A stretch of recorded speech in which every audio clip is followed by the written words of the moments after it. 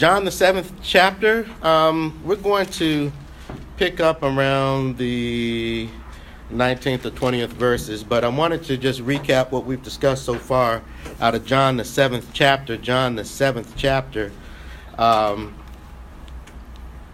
Matthew, Mark, Luke, John. John, the 7th chapter. Hello there. Good morning to you. As a recap, we recall going back. Let's look at John the 7th chapter, verse number 3. We recall talking about how Jesus had he had half brothers, and we talked about that before. And his brethren did not believe that he was the Son of God, and so they challenged him. They said, "Hey, a man who performs the miracles that you perform, you need to come to the celebration," which was the Feast of Tabernacles was going on at this time. He said, "You need to come to the celebration and show yourself, because no man that does something, who's able to do these great miracles, keeps everything in secret." All right. And we know from verse number 1 of chapter 7, it says, "After these things Jesus walked in Galilee, for he would not walk in Jewry, because the Jews sought to kill him." Now, it's interesting that, at this time during the Feast of Tabernacles, everyone was supposed to come to Jerusalem as part of this celebration. But there were people who were out to kill Jesus based upon some things that he did and said in the previous chapters that we've already discussed from before. But his brothers wanted him to show himself.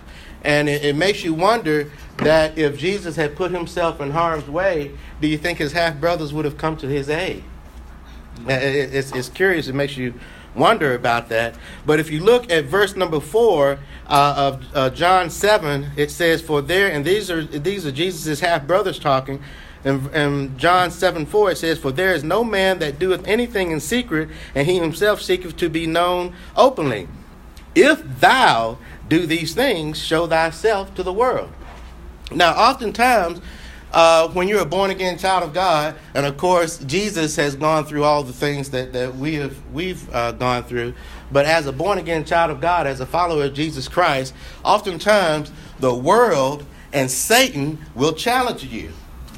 They say, "Hey, you may have a coworker that says, well, if you're a Christian, then you don't mind if we blah blah blah. If you believe in Jesus, then blah blah blah. If thou."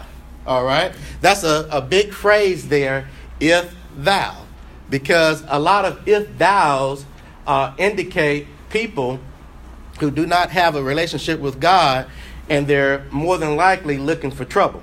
All right, and so Jesus' half brothers here saying, "Oh, if thou can do all these things, come on down to the Feast of Tabernacles and show yourself, make yourself open to the public." All right. Now, I want you to hold your place there. I'm going to show you someone else who is famous for saying "if thou." Keep your place here. I want you to turn to the first book of the New Testament, which would be Matthew. I want you to turn to Matthew, the 4th chapter. Matthew, the 4th chapter, and we'll get into the conclusion of our lesson here in a moment. But I want to point out something about this idea of "if thou." Matthew, the 4th chapter. Let's look at the 5th verse. Matthew, the 4th chapter, starting at the 5th verse. It says, "Then the devil," and I like that they have the lowercase devil, because the devil doesn't need to be recognized or distinguished with any uppercase letters, because the devil's the devil. He's rotten, he's a thief, he's a liar, and he's going to burn in the pits of hell one day. We know that according to the last book of the Bible, the book of Revelation, okay? "But the devil taketh him up." This is when Jesus was being tempted in the wilderness. Matthew 4:5. Then the devil taketh him up into the holy city, and setteth him on a pinnacle of the temple, and said unto him," talking to Jesus, "If thou," y'all see that? "If thou be the Son of God, cast thyself down. For it is written, He shall give his angels charge concerning thee, and in their hands they shall bear thee up, lest at any time thou dash thy foot against the stone." All right, and of course, Jesus rebukes him in the very next verse. In verse number 7, Jesus said unto him, "It is written, Thou shalt not tempt the Lord thy God." All right. And so we see here the devil, he's challenging Jesus. He's saying, "If thou be the Son of God, do this." All right. Now I'm going to show you an example of where the world loves to tell us, "if thou." All right. Let's see if we can turn to the same book, Matthew, but I want you to go to the 27th chapter. This is during the crucifixion of Jesus. Look around the 40th verse. Matthew 27:40. Matthew 27:40. This is during the time that Jesus is being crucified. And we'll show you what the world has to say about this type of stuff. Matthew 27:40, I'll read it for the sake of time. It says, and saying, thou that destroyest the temple and buildest it in 3 days, save thyself. Now, what that's a reference to? That's a reference to John 2:19, where Jesus is saying this temple will be torn down and in 3 days it will be built back up. He was actually talking about the temple of his body. But the people who didn't understand thought he was talking about this temple, this physical temple that it took over 40 years to build. And so now they're mocking Jesus here in the 40th chapter, in the 40th verse of Matthew 27. It says, and saying, thou that destroyest the temple and buildest it in 3 days, save thyself. If thou, y'all see that?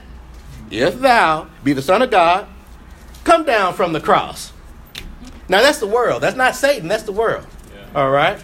And so you see, oftentimes we as born again children of God, when we're doing things in this world, there are going to be times where Satan's going to challenge you and the world's going to challenge you. If thou be a born again child of God, blah, blah, blah. All right. But it's nothing that we're going to go through that Jesus has not already gone through.